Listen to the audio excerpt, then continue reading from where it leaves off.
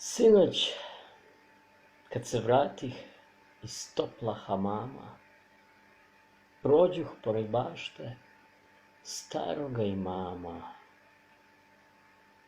Kad tamo u bašti, u hladu jasmina, s ibrikom u ruci stajaše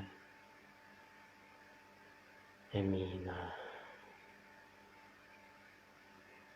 Ja kakva je pusta, tako mi mana, stid je ne bi bilo da je kod sultana. Pa još kad se šeće i plećima kreće, ni hodžin mi zapis više pomoć neće. Ja joj nazvah selam, al noga mi Dina nešće ni da čuje lijepa Emina.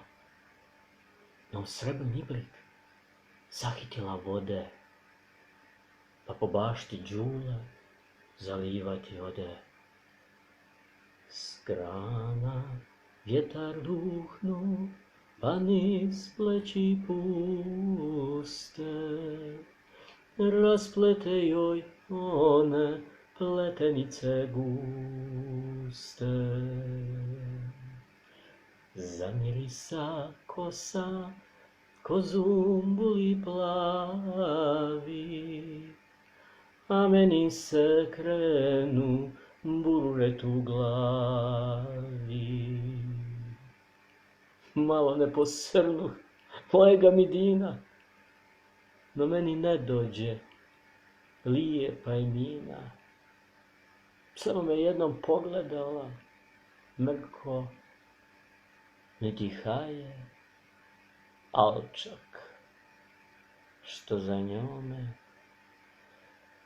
crko.